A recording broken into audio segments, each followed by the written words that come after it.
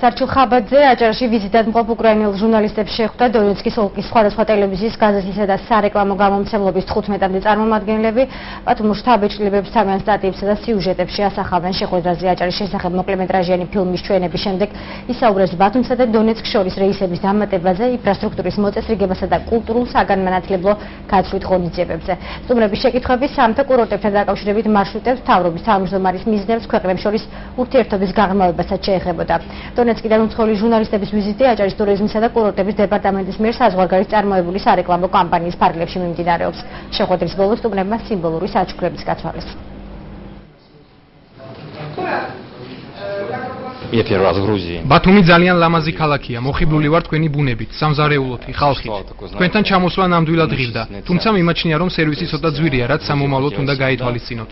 კმაყოფილი ვარ დღევანდელი შეხვედრით. ჩემს შტაბ-ეწილებებს სიუჟეტში აუცილებლად დავსახავ. ტურიზმის დეპარტამენტი მასპინძლობს უკრაინიდან პრეს-ტურს, კერძოდ კი დონეცკიდან.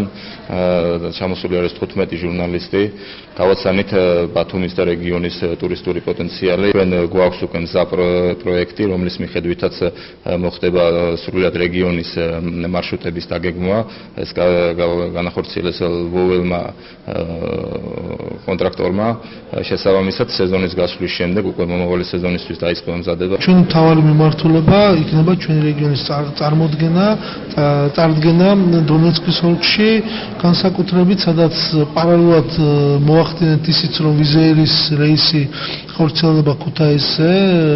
თბილისში რამდენიმე რეისი იქნება, 4 რეისამდე მგონი უკვე ავიდა, 2 იყო და დატვირთვიდან გამომდინარე კიდევ 2 დაემატება. ვფიქრობთ, რომ წელს სერიოზული ტურისტული ასე ვთქვათ აქტივობა იქნება.